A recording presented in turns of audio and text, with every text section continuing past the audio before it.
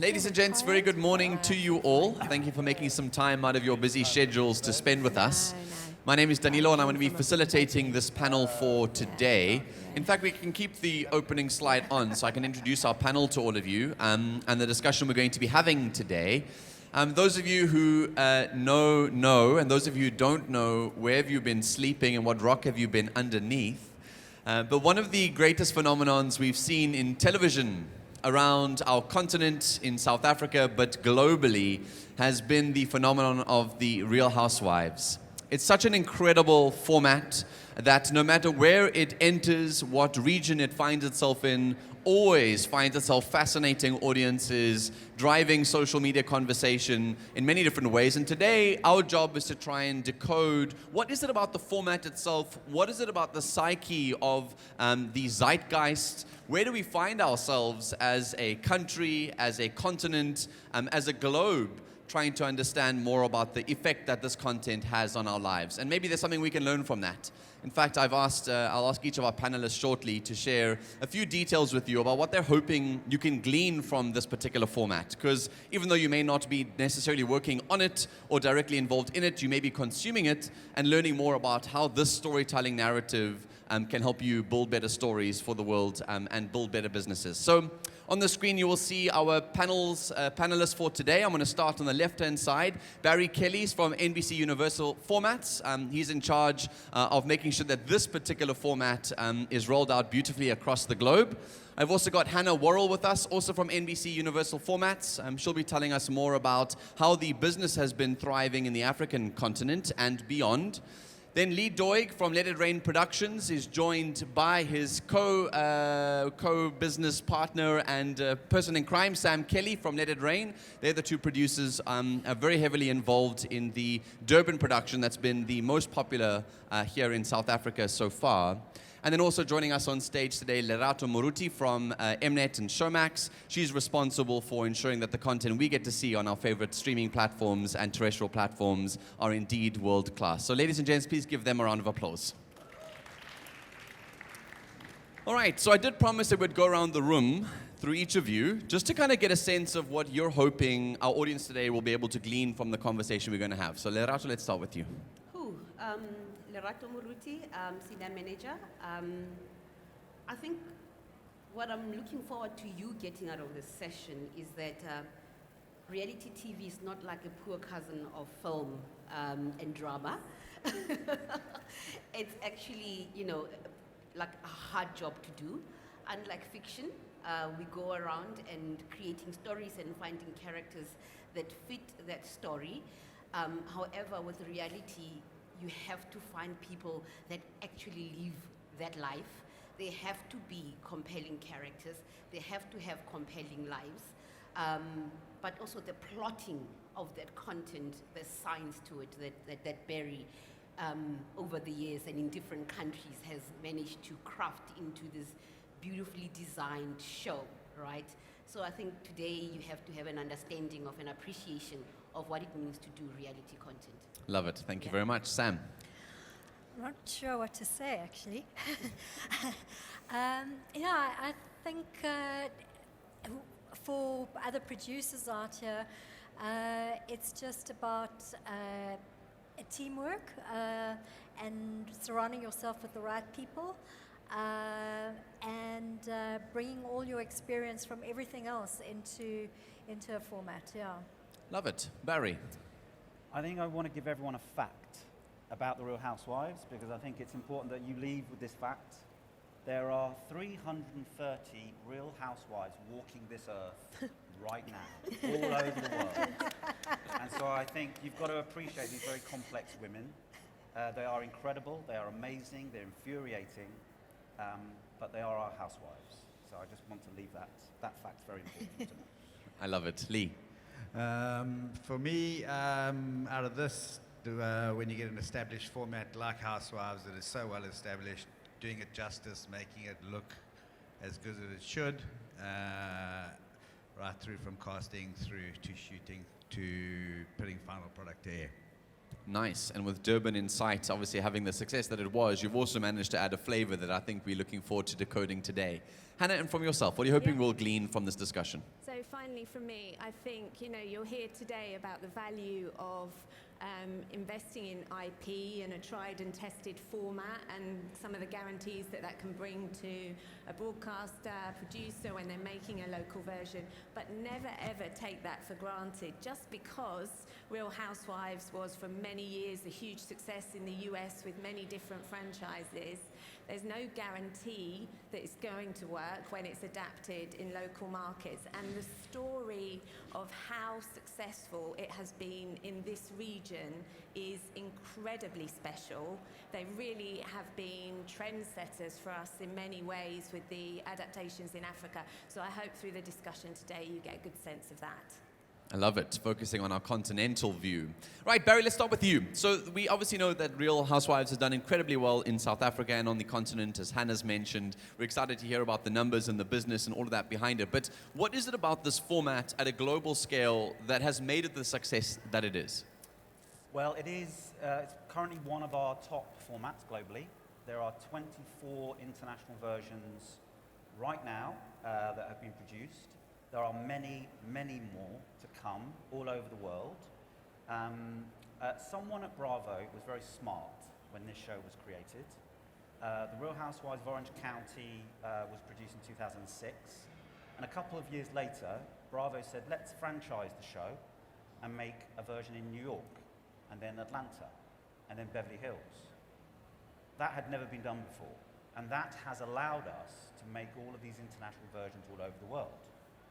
The cities that all of these versions are produced in are characters in the show. You see the imagery, you get a sense of the culture, the fashion. You're also dropped into these incredibly exclusive societies which are full of gossip, full of big characters, and full of glamour. And I think that is part of the recipe of the success of the show. Also, I think SVOD has had a huge amount to play in the recent upsurge of Real Housewives. This show is the perfect bridge between unscripted and scripted. It kind of does all the things that all of those scripted shows do on Netflix and Amazon and all the other streamers. And I think Showmax has been fantastic. MultiChoice as a whole has been such a brilliant company to work with. All of these wonderful producers, wonderful people that work for the company, for MultiChoice, have been great partners for us to make this show, truly a phenomenon in Africa. And one we're very proud of.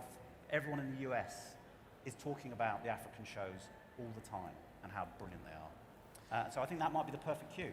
Indeed. So could we please get that sizzle reel up and loaded? Just to give you guys a little taster, if you haven't watched the full series, here's a quick little summary of all that you need to know. Welcome to my world. Life is great. A rich bitch doesn't look at the price. I slay, and what Madame wants, Madame gets. This is the real deal. Google me. If you want to find class, look no further. I love luxury, I love the good things of life. Those who are smart simply marry the rich. So I'm the gold digger, right? I'm not the gold digger. God didn't give you anything the doctor will. He's very cute. It is not always what it seems. Everybody knows your business. We know about the team, my daughter.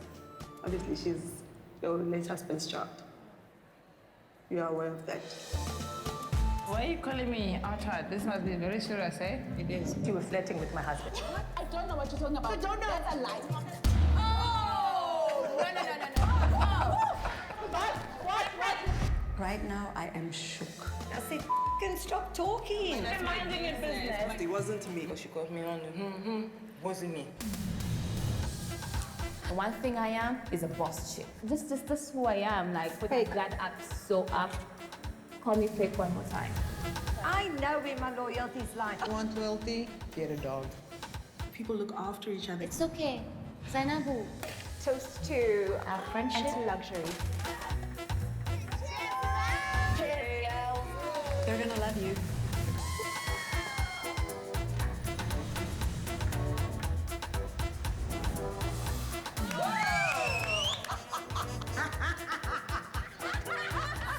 What? You don't need to see it, do you? You don't need to see it. I saw it last night.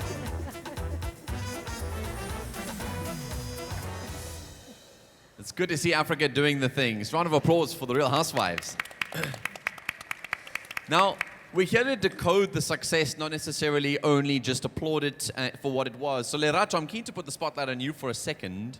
You obviously are in charge of trying to think about what shows are going to do well for South Africa and the African continent as a whole. It's a tough job. People are very harsh and mean. And sometimes adapting formats like this for local territory has a risk involved.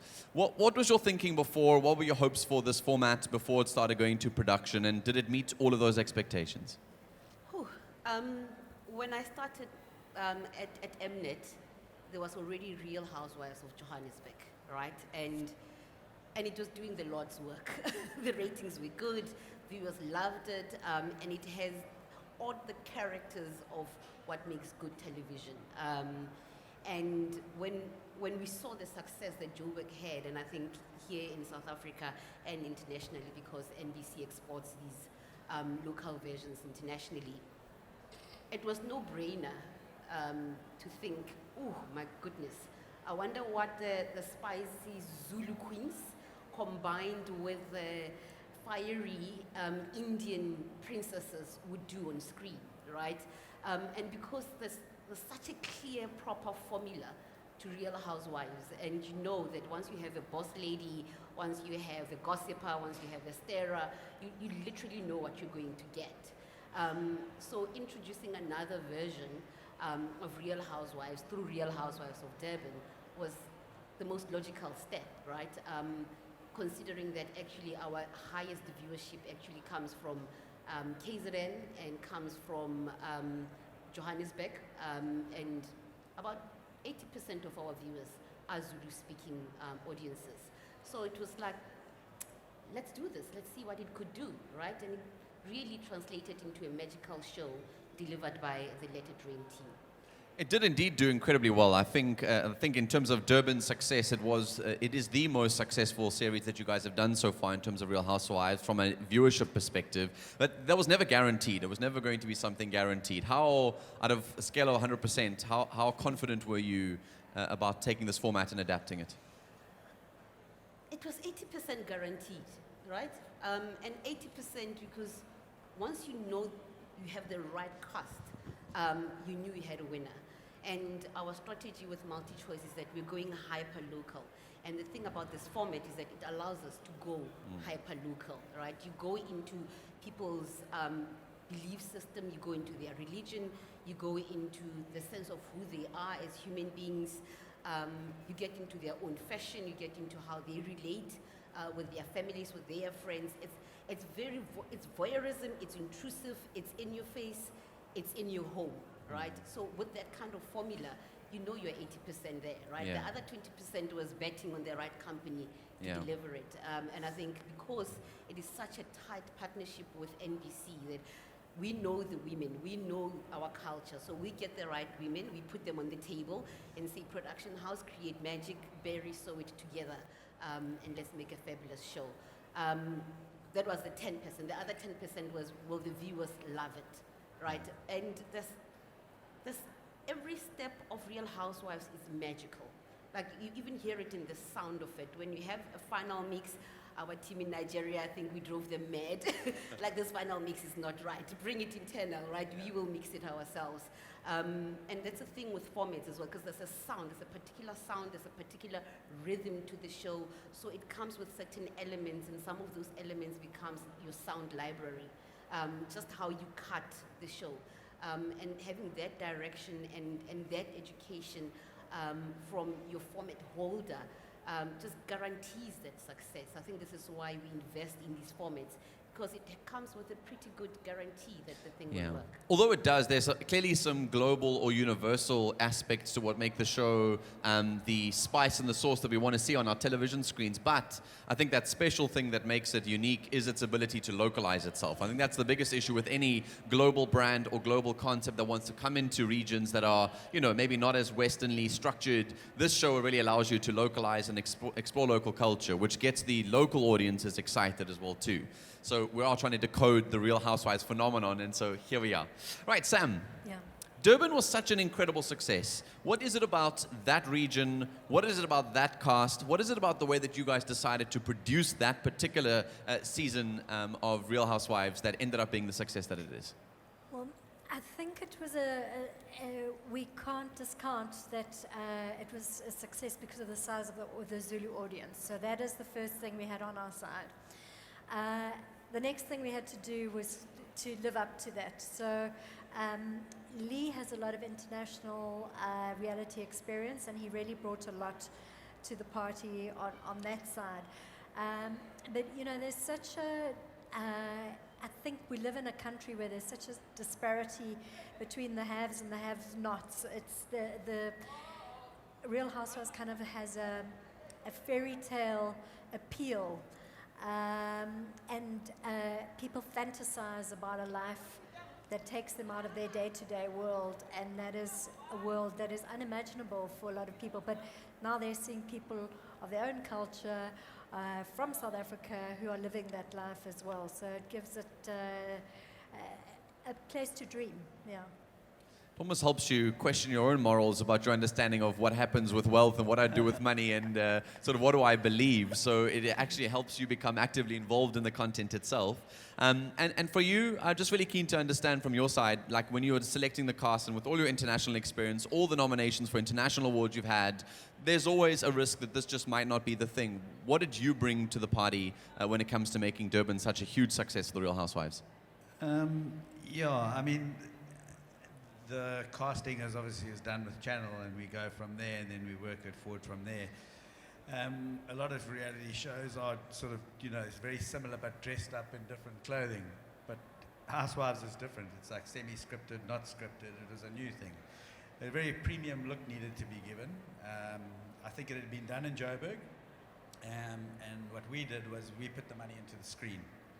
And by that I mean, you know, getting the right gear and actually getting the right people, because you can't do this without the right people. So through my international experience and people I'd worked with overseas, we brought people in, and I think we raised the bar like that by giving the show a better look. You know, obviously with cast and stuff like that, sometimes you're very lucky. Sometimes you think people are going to work and they're duds, and then you reshuffle the pack and you try and get the story arcs to go in a different way.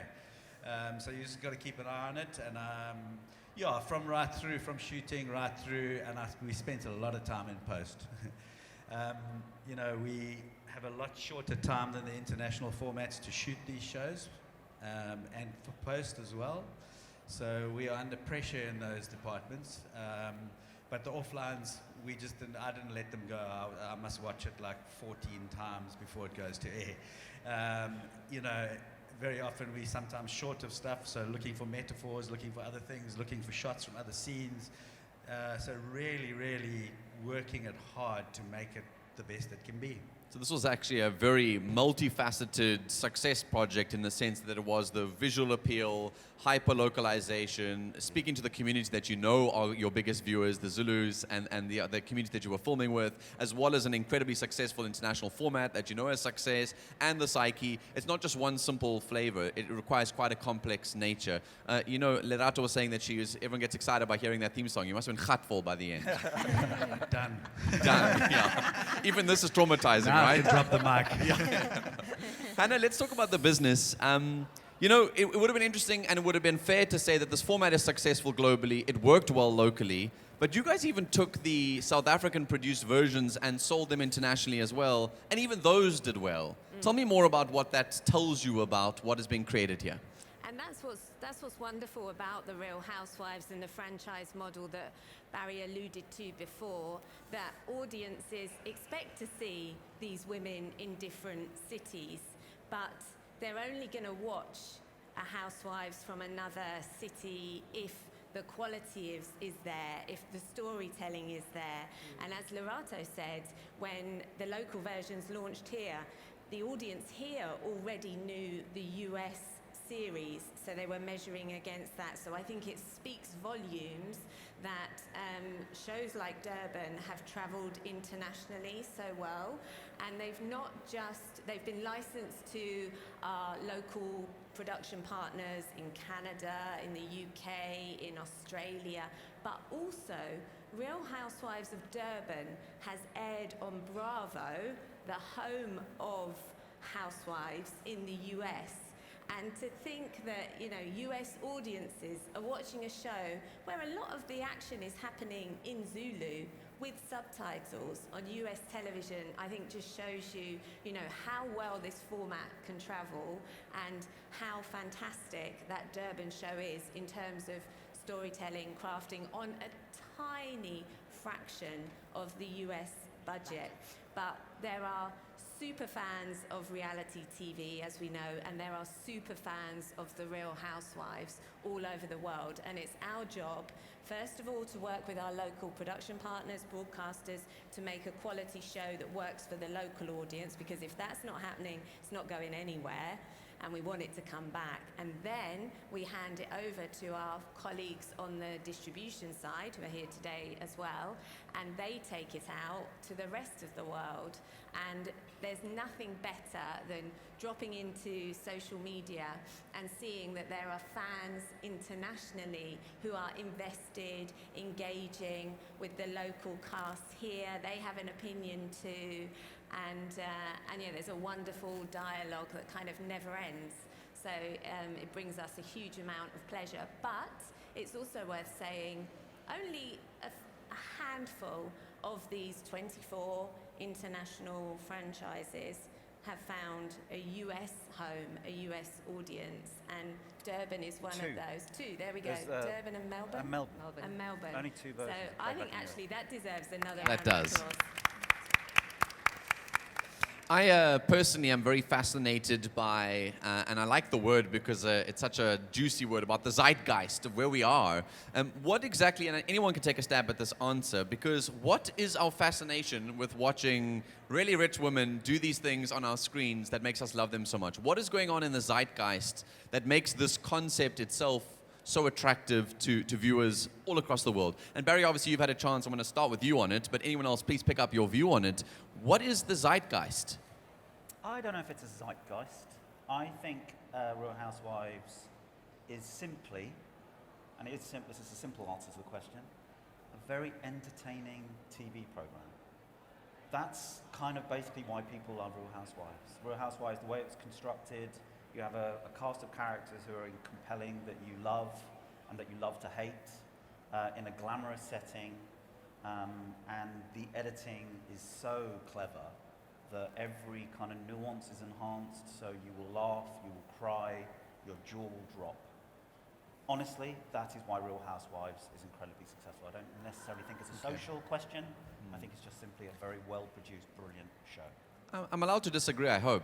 Yes. Because it's not just bubblegum television. I think there is something, Lerato, that I'd love to pick your brain on, is about the conversation around feminism in general and what this is saying, providing an opportunity. Finally, when last did we see women like this get to express themselves in this way? What's your view? Do you believe it is just pure entertainment?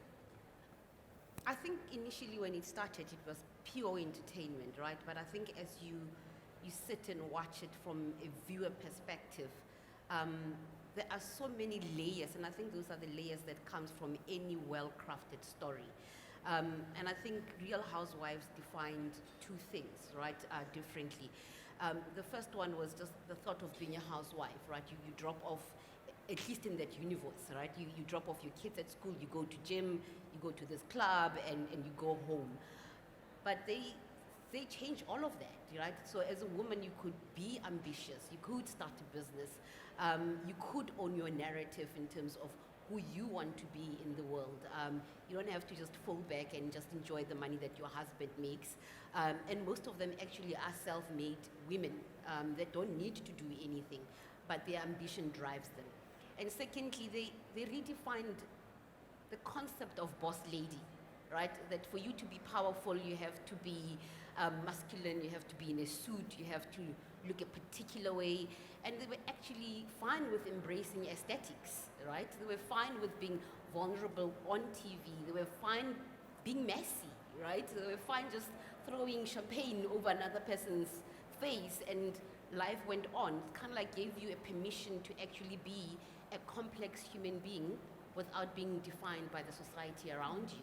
And I think from that perspective, they kind of like with the women we are, or the women would love to be, or from a man perspective, the women you'd like to have, the women we love to hate or hated to love. They were like beautiful, colorful human beings that we live vicariously through them. I love this. Any other comments from the panel regarding what is it about this format, the content itself, that fascinates audiences so much? Because there are many formats that are localized, and have a good narrative. There's something about this that is speaking to people at this time right now that is of interest. Any other views as to what that could be? We've heard that it's entertaining. We've heard that it gives us something to look at, to aspire to. Any other reasons? Yeah, I think it's a platform as well, but it has a continuity as well. So you have your story arcs that go through a series, but characters can grow like really over series. Not often do you have reality shows where casts come back. And I think this is also that makes it entertaining. If I see like a transformation in a person like Annie, who went from something to something great, I mean, for me, that's amazing to watch, and it can work the other way, of course. But yeah, I think the platform does allow the characters and also the narrative. Yeah, it's a great platform. I agree. I like that. Right, Lerato and Hannah, I'm going to put the spotlight on you for a second, because obviously this is, now Durban is on the global stage in terms of what we're creating. What do formats like this do when they're exported across the globe about the vision or view of Africa as a continent, of South Africa as a region? There are obviously pros and cons to that global distribution. On the one hand, we're getting to showcase what we can frickin' do, finally. And the second hand, we're also showcasing just a small portion of who we are as people. What's your view on what that does for the continent and for the country? Lerato, we'll start with you. Phew. When Real Housewives of Durban went on to Bravo, I didn't even know, right? And I was on the road driving to go, like we all are on weekends, we are Ubers for our kids. Real Housewives of Durban was trending, and I'd like, what is going on? What is wrong? Is anything wrong? I call him Barrie, what is going on? It's like, it's on Bravo. And it's trending in South Africa, right? And for me, the beautiful thing was the conversations, right? Our biggest hit was the first scene that was set out with one woman across the table and the other woman across the table. It's like, actually, your husband have fathered my daughter, right? That was the most scandalous thing ever. I think someone's jaw just dropped in the audience. Said that, what? And I think what is beautiful about it was that how true the women were to the brand Real Housewives, and they understood the assignment and they played it to the international standard, right? So they could consume our content not from the shame South African storytelling, but from an empowered perspective, that it wasn't grainy, but it was beautifully directed, it was beautifully shot. But I think for me, what became interesting was when we took a notch up and went to Lagos, right? And Lagos owned the fashion and owned the space and owned the narrative in a different way than any other brand had ever done. So having to export your culture in a dignified way, I think this is what makes us winners overseas, right? You're more relatable. You're not making people sorry for watching you. You're not making people sad, but they actually are entertained. I love that. Hannah, your view? Yeah, and I think, some of these places, maybe audiences are watching it internationally because it's the Real Housewives. They may not even know where that city is, or they've only ever seen it in news items. So I think there's something really positive about seeing there's more that unites us than divides us, because in the casting, yes, they're aspirational, yes, they've got loads of money, but we only connect with them because they're going through the same struggles we all are, with our husbands, with our kids, with our work-life balance. And then I think bringing those African versions to international audiences, they're just seeing again, I have a connection with these women too, and that's really powerful. And as we were saying before, you know, no one character is bigger than the show. This platform contains everything. The city is a massive character in the show. The beautiful shots that you see that give you a window into this world that you wouldn't otherwise see. Perhaps as a foreign viewer, you're thinking, that's somewhere I want to go. I should put this on my bucket list. You know, that's great too. And then the fact that characters can come and go, that the format can evolve. It's all under the Real Housewives brand, so viewers watching it internationally feel some comfort in that. But it may be, you know, cut differently, have a very local feel, and still find that international audience. So it's constantly, you know, surprising us and exciting us, and I think that's the same for the global fan base. Beautiful. I'm going to stick with you, Hannah, for a second, because it's only been a couple of years and you've reached this sort of space of complete, it is really a phenomenon globally. So where to from here? What can people look forward to? Is there going to be evolution of this? Is there more of this? Anything you can reveal that we get to hear first? Well, as we said, you know, this format is a fantastic platform that offers great flexibility. We're very excited about Lagos Season 2 coming soon, and we know that there will be, you know, more follow-up seasons of existing franchises. We're talking about other franchises in the continent, because we're here in South Africa. We have our Kenyan and Nigerian versions, and we, as you know, Lerato was saying, it's about being hyper-local, so there's more to come. Something that's happened going back to the SVOD boost that the format has had is that in the US, Peacock, our streamer, 3 years ago launched a show called Ultimate Girls Trip, which I think is also available here to view. And that's had 3 seasons so far, and each season you take fan favorites from different franchises, put them together, and they go on a girls trip. So 3 seasons so far in the US, each season a new cast, a new location, new stories, new dramas.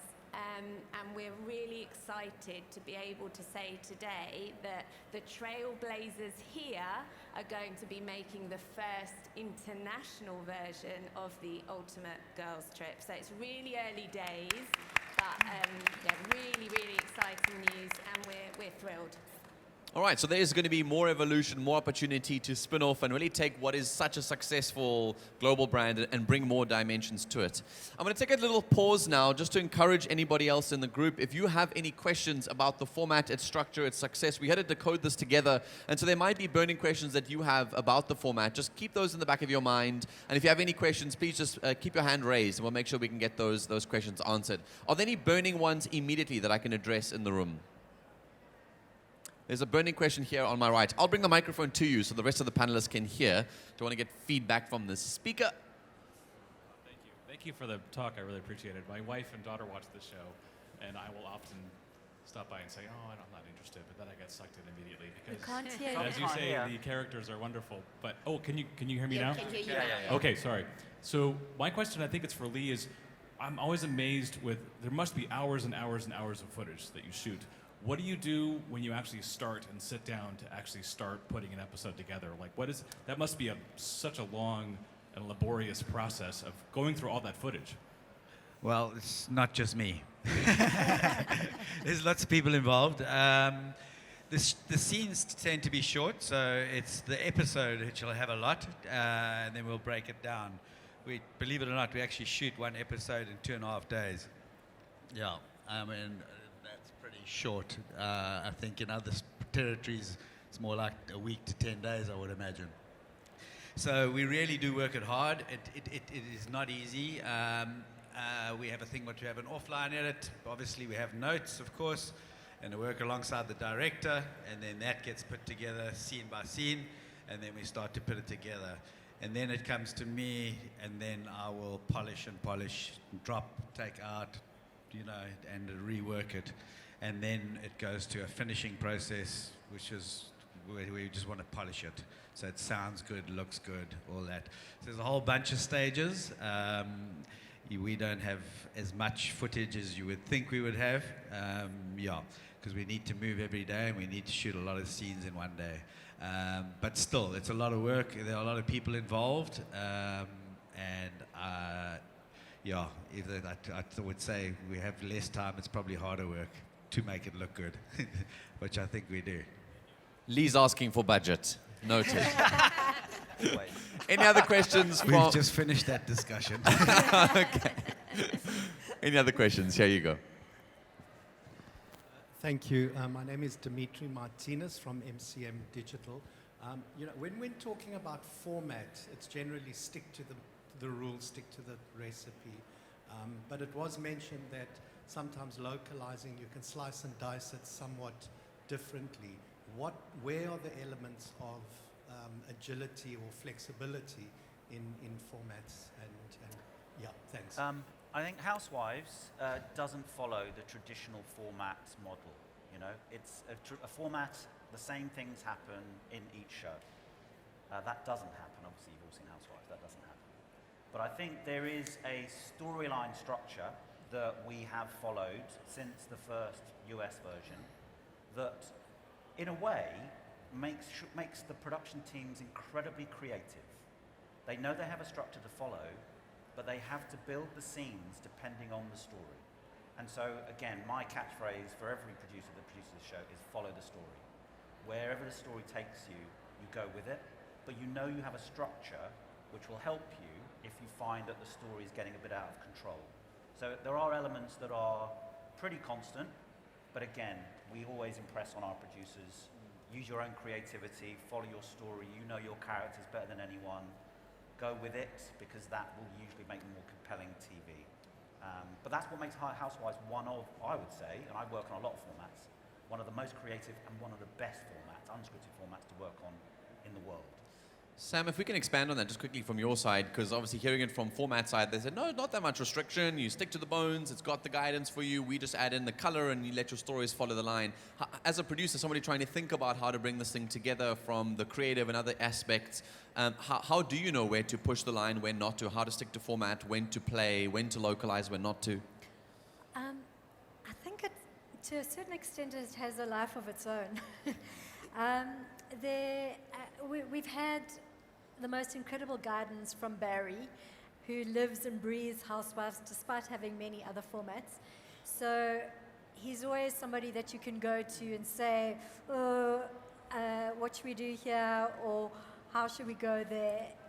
He's very supportive. And then, of course, the channel knows the format very well as well. And, there's that.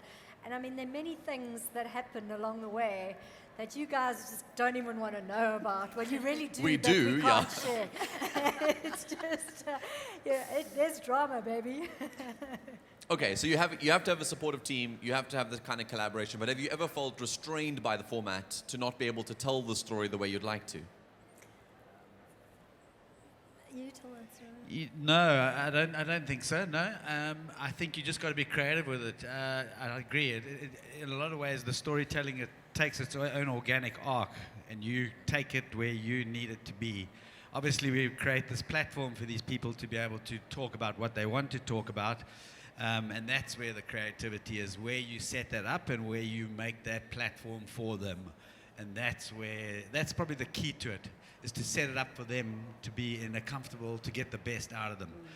So no, we never felt really restricted by it. I just embrace it all and actually just give them the platform to perform. It's the power of the format, really, is not having to think so hard about every single story. Will this work? You know that the formula makes sense. Any other questions? There's one at the back of the room. You'll have to speak nice and loud, all right? Hi everyone, my name is Sulu Dazan. I am from Sabela Media. I used to be with Mnet, and at the beginning of The Real Housewives, there was also The Basketball Wives. And what I like about Real Housewives and just this entire phenomenon is that if you look at the media has always been hard on women, right? So after a certain age, after like your 20s, now we start caring about, we're growing so old, now we need, Botox, now we need, the whole thing of aging was an issue. So I like the fact that there's now this attention on older women, more than like 22, right? And people are following them, people are watching them, people are listening to their stories. But let me just put a span in the works, right? What do you guys have to say when people criticize, right? And they say, okay, but these are not role models. We live in a society where young women are discriminated against, et cetera, and these ladies are demonstrating that what you must aspire to is to marry someone rich. And they're not necessarily talking about education, etc. So, we're in South Africa and we are in an environment where, there's so many issues with young women, etc. So what I want to put to you is something so popular that is doing so well. What do you have to say when people say, are these the right role models for our young women, even our men?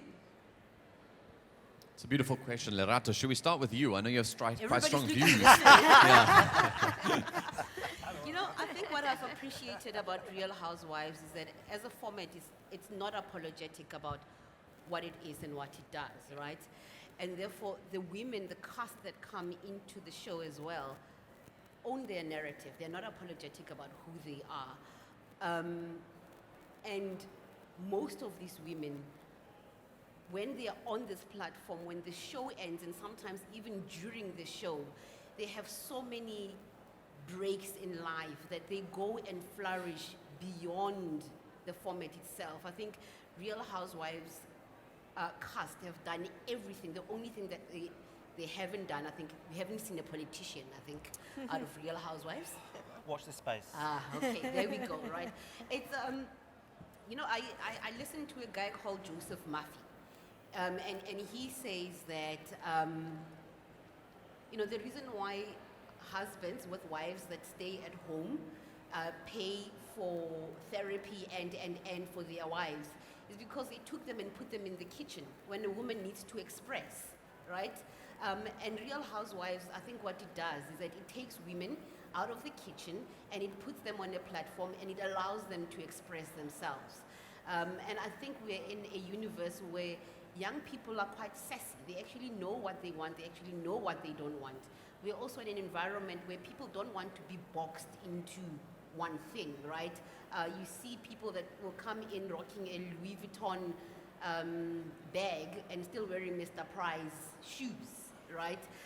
People are meshing up everything else as they try to redefine and define who they are. And I think Real Housewives, yes, it gets criticized, and mostly it gets criticized because we have a view of how women should be, how women should behave, but they discount everything else that these women are doing, that they're actually really powerful women. I mean, we go for a cast. And I think if we look at who these women are and how they live their life and who they are, how they define themselves, actually it's a brand worth celebrating. And would we start a conversation without it? If it was just a show about, what you would imagine the basic view should be of a role model, would we be having this conversation? Would we know what a successful woman looks like? Would we know what it's like to have the conversation to encourage that? Any other views from the panel on this? I know Lerato did a great job there. That's why we keep pointing at you. Any other comments from the panel on that? Look, I personally think that, and again, it's interesting doing Housewives all over the world. I think the show has evolved a lot since it began in 2006. And I think when the show was originally created, it was kind of inspired by Desperate Housewives a little bit. So it was a gated community, Orange County. So you were kind of investing in the Housewives brand. But in a way, we use the phrase housewives. But none of these ladies are housewives. Nowadays, they're incredibly entrepreneurial, successful in their own right.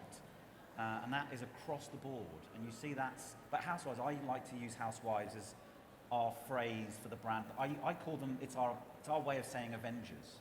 So all of our cast are like Avengers. They all have their own kind of special skill that they bring to the show. And so the housewives word doesn't mean housewife to me. It's just our kind of equivalent of saying they are these superstars and the kind of stars of our show.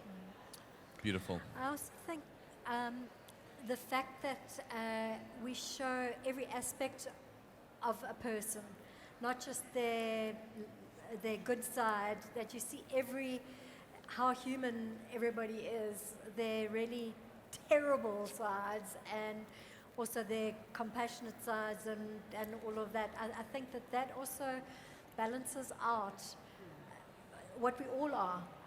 We're just dressed up differently and we might live in different places, but actually we are all that. And there's that's not so obvious that that's what you're looking at, but it connects to what's in your being.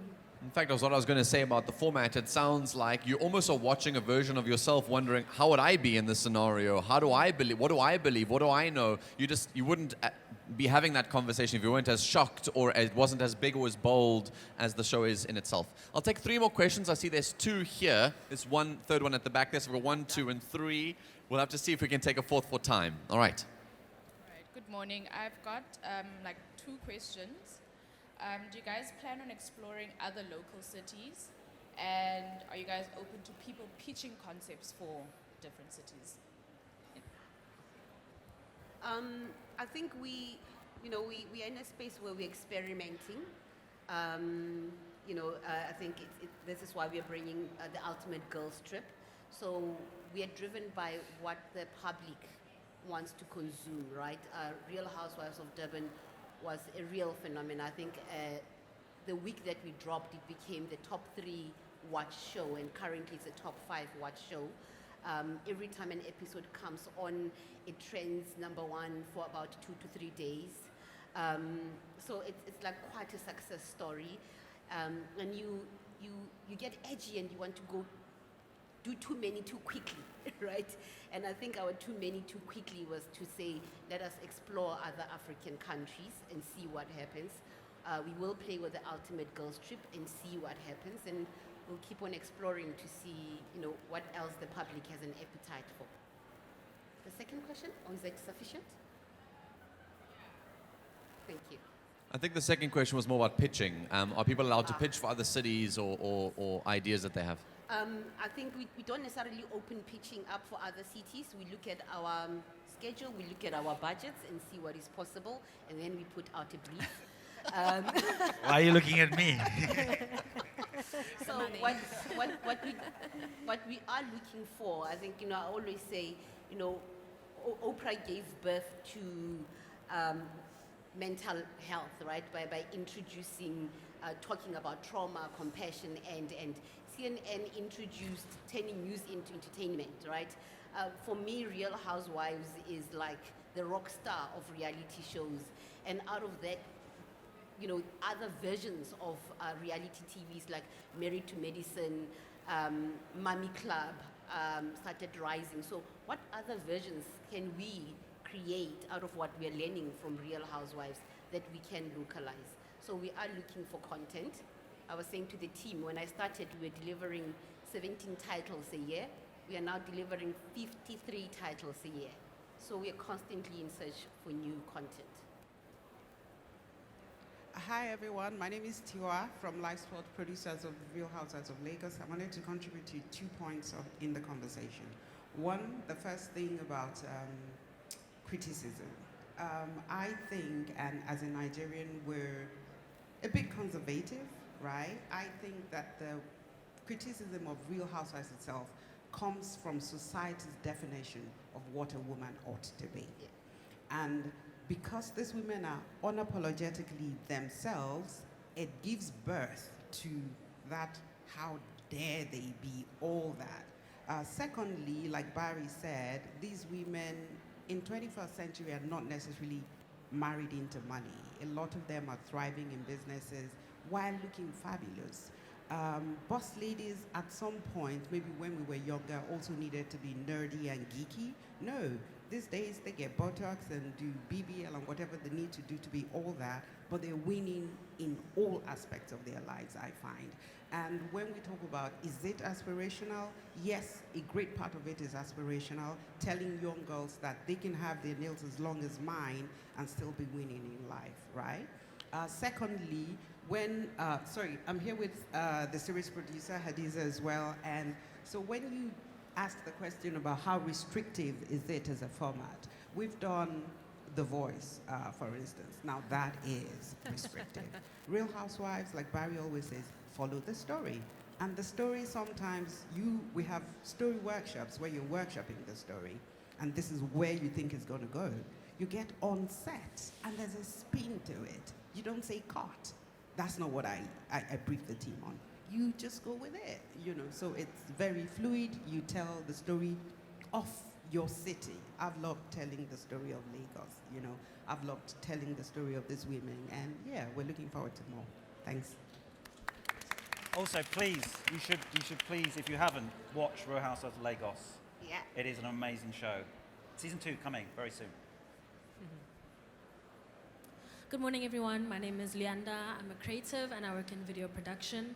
I wanted to ask, and it's open to anyone on the panel, when you have stars like Vanderpump and Nene Leakes and Madame and Ayandangwane that end up leaving, the format, how do you kind of rework this unscripted script to make sure that the viewers are still really enticed without their favorite still being, in the franchise? That's you, Barrie. Okay, I can only answer this on just in terms of, I think Lerato, you should also answer this, especially with Madame. So I think in terms of Housewives, and again, this is the reassuring thing when you buy this format. A format should never be based around one personality. You can't sell a format that way. And Housewives has proven again and again and again that when a big character leaves the cast, it really doesn't matter. Because ultimately, it's the producers who are the skill. They're the producers who tell the story. The producers who find the new cast to replace those people. And then all of a sudden, the audience are following the next Housewives cast. And that is how it works literally everywhere in the world, including the US. But in terms of Africa, we've only had a couple big characters leave. Yeah, I think, it's, and it's the thing with the format, right? You know exactly what kind of characters you're looking for. So when characters leave for various reasons, it's really easy to go recast and find another person that's going to fit into that formula and to run the show. For us, it's always, will the viewers resonate? Is this a face that someone will want to watch for the next 14 episodes? What are they bringing to the story, right? Like I said, Real Housewives is clear about what it does. So when you're clear about what the format does, it's really easy to run it. There are other difficult formats that then rely on certain things that once that formula is not there, the show doesn't exist. But Real Housewives is entertainment, it's story-driven. And I think that's what makes it work, that's what keeps it alive. Like if we were to take a certain character out of Bala Brothers, if one of the family members won't be there, right, that series may not necessarily work. Look at Madame. She wanted her own reality show. It's like, I can do this thing on my own. But they couldn't sustain the story, right? And once one person is gone, the series is dead. And I think that's what we appreciate about Real Housewives. You can plug and play. Love it. Thank you, guys. Just for the interest of time, I'm going to take one more question, and we'll wrap it up with the question itself. You're the last. Sure. Hi, everyone. I'm Kevin. I am a super fan. I just wanted to ask 2 questions. First question, how and when do you intervene in the storylines that we get to see on TV now? And also moving forward, how do you keep on, or how do you plan to keep the platform relevant in the age of social media, where we do have access to these women's daily lives and their children and husbands? So how do you, want to make it work moving forward? I think I can answer the last question, right? And that's the thing, when you are a housewife or if you're a cast member of any reality show, you can't sell us what you're doing on social media because the public already has it for free, right? The question that we always ask is, what do you have to offer? And I think it's a struggle that producers always deal with. Like when we sit down and review and say, who's coming back? It's like, okay, but what do they have to offer? You have to offer us real content as a cast member that's going to make viewers want to pay for content. Content is not cheap, and it's literally entertainment, and we are asking you to prioritize it over your, your other expenses. So if cast members don't have real, tangible content to give that's authentic, we don't go with them. That's your last question. Yeah, Can't I don't think we need to answer the first, to be honest, because I do feel like we've covered that quite extensively about intervening in stories, allowing the story to happen and then capturing it. There's only a certain amount of time frame to broadcast, so some things just don't make it to the final cut, and that's just pure logistics. But I don't think they intervene for any other practical reason other than time and just making sure that the format is stuck to. But does that answer your question about relevance in social media? Cool, fabulous. Any last thoughts? I'm going to go around the room in like 30 seconds. What does The Real Housewives have to teach the African and South African film industry based on the success that we've seen here? Lerato. I think when I started was that I said that I hope that we will have an insight that reality TV is not a poor cousin of film. You still need the same story beats. You still need the same characters that are entertaining, that are compelling. And I think the biggest challenge here is that you're not writing them out. They have to be there. They have to live those stories. So when you go into reality TV, are these people riveting enough for viewers to watch? What do they bring to the party? And what other universe are they exposing us to, right? Real Housewives was giving us like a sense of voyeurism into the life of opulence and luxury and mad women that are fabulous. What is this one that you're going to create, gonna offer the public that they don't have an insight to, right? We did a series on Sangomas, right? And that series was giving us an insight into traditional healers as a new universe to explore. So when you do bring in those proposals, always think from that perspective, what does this series do? Love it. Sam. So I would say just keep pushing for the limits on everything. I mean, our crew works to the maximum. We all work to the maximum, and we don't give up until we've got the best thing. So I think if everybody applied that to all of our television, we'd have a really better quality of television. Love it. Barrie? I believe that Housewives proves that you do not need a script, and there isn't a script, to make compelling, emotional, memorable drama. Love it. Nice and distilled. Lee? Yeah, for me, it's keep raising the bar. It's the same. It's I think we have come in and we raised the bar, and we have seen an improvement in the quality of these shows. We just need to keep going and do these awesome formats that they bring in justice, because a lot of them do need high production value. I think you pronounced bar wrong. You meant budget, right? Sorry. Hannah. Let go, Danny. Yeah.